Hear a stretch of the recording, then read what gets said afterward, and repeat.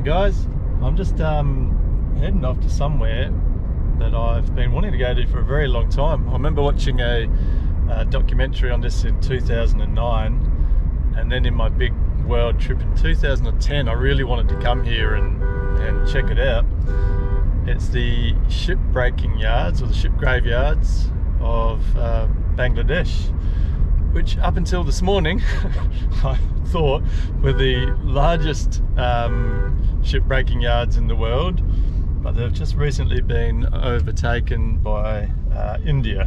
So I'm now taking you to the second largest shipbreaking yards in the world, and this place is, well, if anyone's seen any docos or pictures about it, it looks like it's pretty crazy kind of area. So what they do is they get all these decommissioned old ships. These steel companies buy them for anywhere between $5–10 million, and they essentially drive them flat out, full bore, at high tide up these mud flats, these giant tanker ships and cargo ships. And then it's pretty much manpower, just cutting these ships apart, oxy-acetylene torches, and just manpower pulling these huge chunks of the ships up the shore at low tide. It takes them about 6 months to completely pull a ship apart, and then it goes into well, recycling. So I don't know, all the big nuts get turned into little nuts, which I can do that easy by jumping in cold water. But it's a lot of it's a huge part of the Bangladeshi economy. I think it contributes somewhere around $7 billion a year to the GDP. But unfortunately, the human rights of the workers there are essentially non-existent. There's a lot of child labour and stuff like that.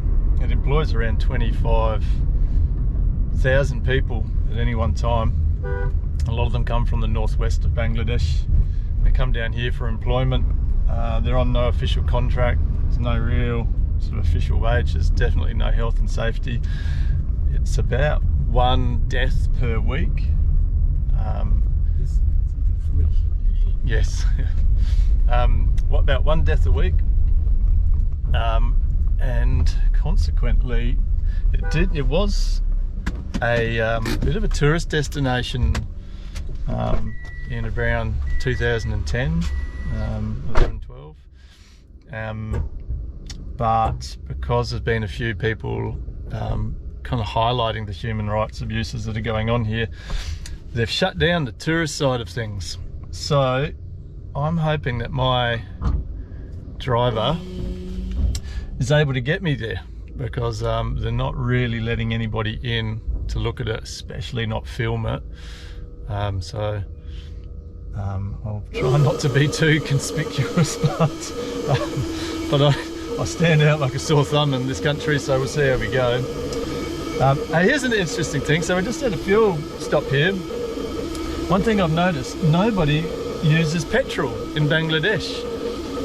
Everybody has gas tanks, LPG, and they all pop the bonnet and plug it into a LPG refiller, so that all the cars are converted to LPG. It's very similar to Armenia.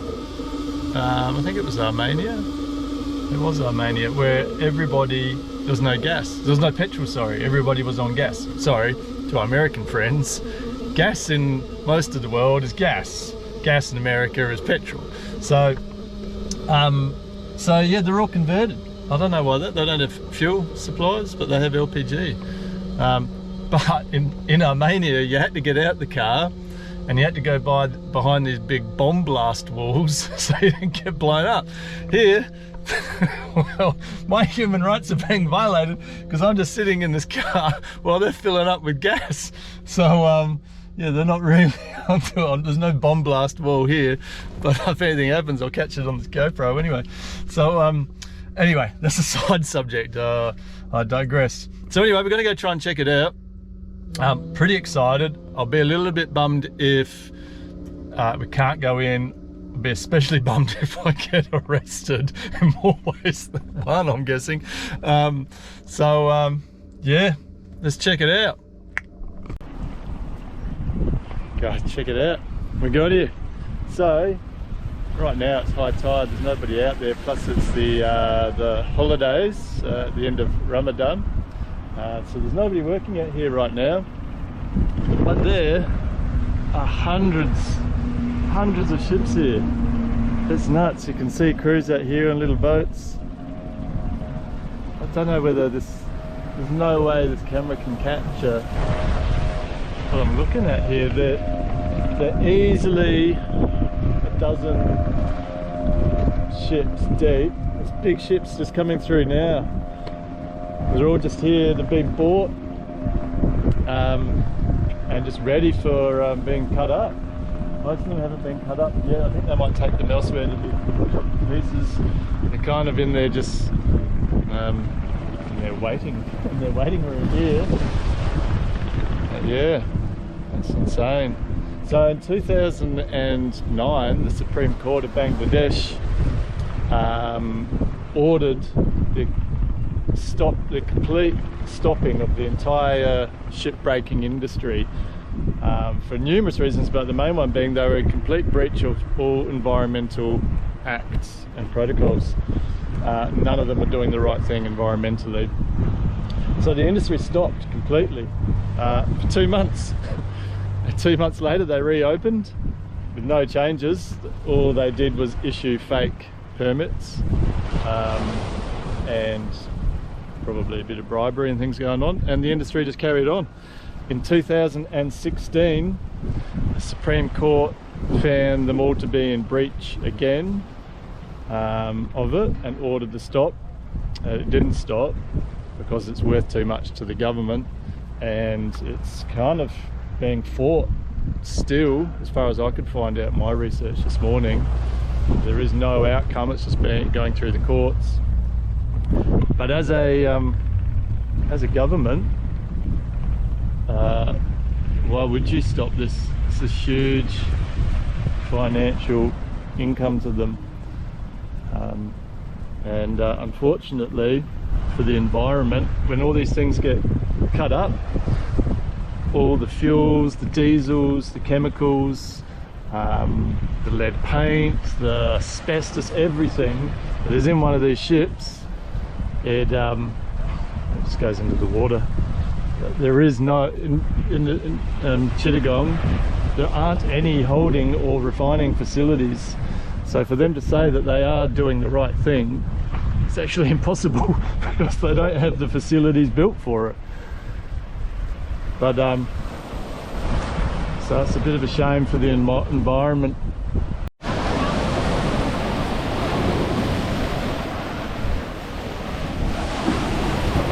Hey guys, so I brought my thongs, Australian thongs, a lot of thongs, for a day at the beach.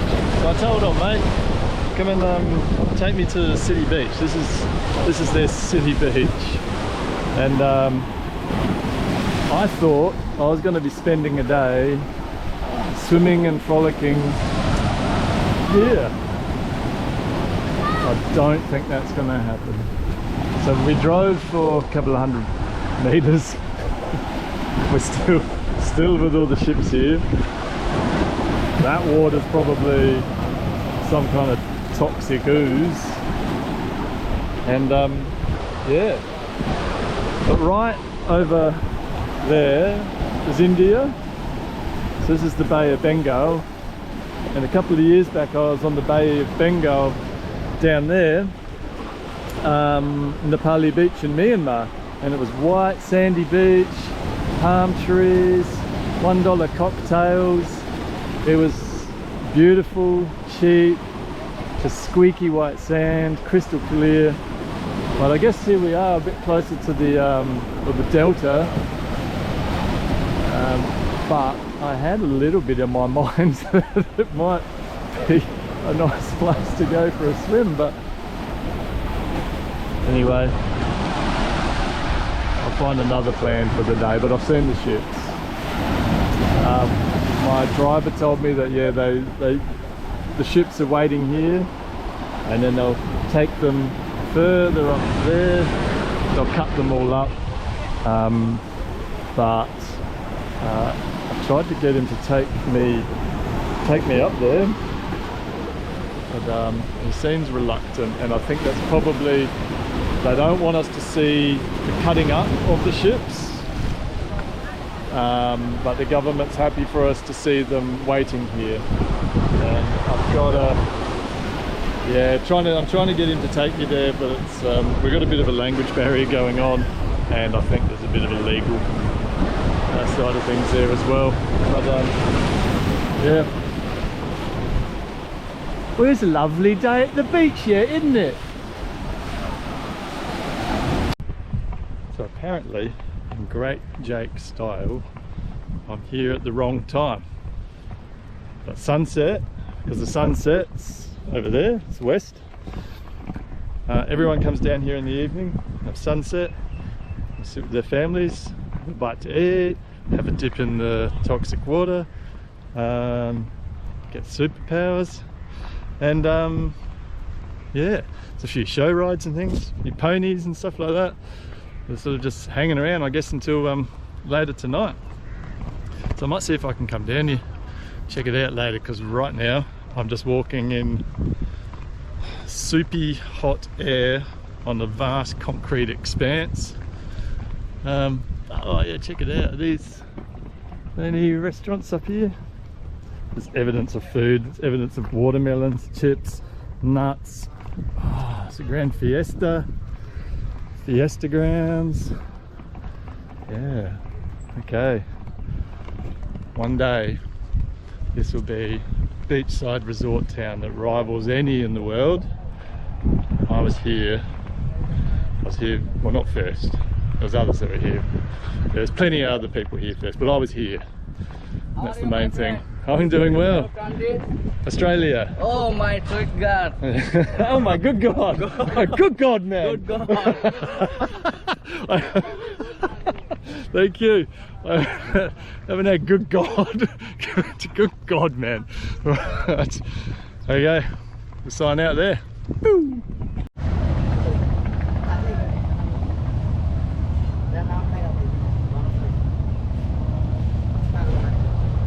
Well, I'm here in, I don't know where the hell I am, but my driver's taken me around to a few spots, and here's some of the scrap.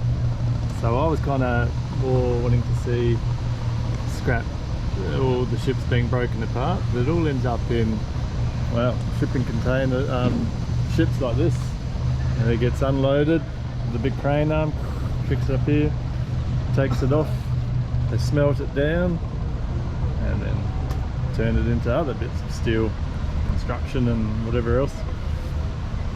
But yeah, like if you were just to do this in your average port, let's say I went down to Port Adelaide, so take me to some rubbish yards for my holiday, you just like, the things that you do when you're in other countries, eh? Like all of a sudden it becomes exciting that you went to some shit yard in the bloody docks, but just because you're in a different country. But here we are, and we're doing it, and yeah, I wasn't expecting to actually be like, we had to jump over a few like the ships are just sort of docked together, and we had to like jump between the ships, and oh my God, was like, oh, well, let's jump onto this one, and then we'll climb up and we'll check out that one, and then we'll just keep skipping from ship to ship. And I kindly refused. I didn't refuse, I'll do it, but why? What's the point? This one's only got gravel in it, so yeah, so the journey continues. A fun journey of Bangladesh. I'll show you where I jumped over to get onto this one. Jeez, it's lucky it's only 40 degrees today, or this would be really unpleasant. Not too far for a long-legged giraffe like myself, but for the average person, probably can't come onto this ship. I'm waiting for it any time, some ship's captain to just start yelling at me. I'm hoping there'd be a ship's captain with a big white beard and he'd be smoking a tobacco pipe and just yell out from the bridge up there somewhere. But again, we're not going to have that much luck. Behold the pile of steel. I'm going to film, right, we're doing James Bond now. So we are going from one to another. There we go, we're climbing on top of a ship.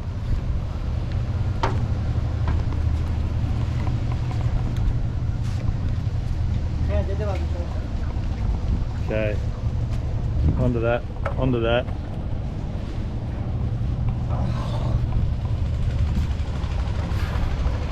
What are we doing?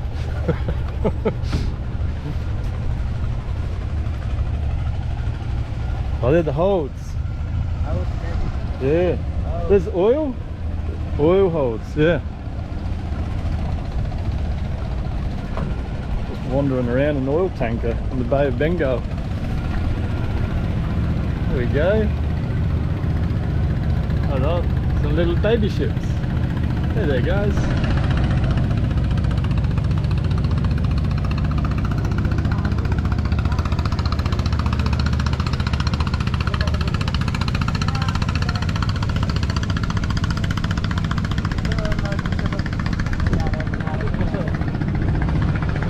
Over here, and you feel kind of inclined that you have to like be, whoa, this is super exciting, and thanks Cobber for taking me over here.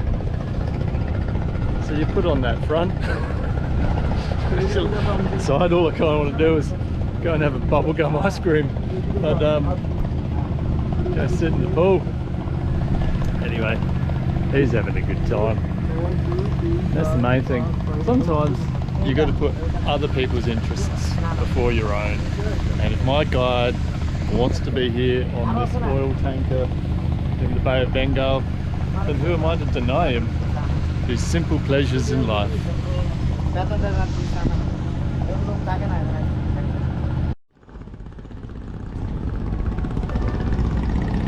This poor guy's job. He's got to stand in the water, getting the mud out, hands it to these guys that carry it up to go on that truck up there. It just makes you feel bad for complaining about your own job back home.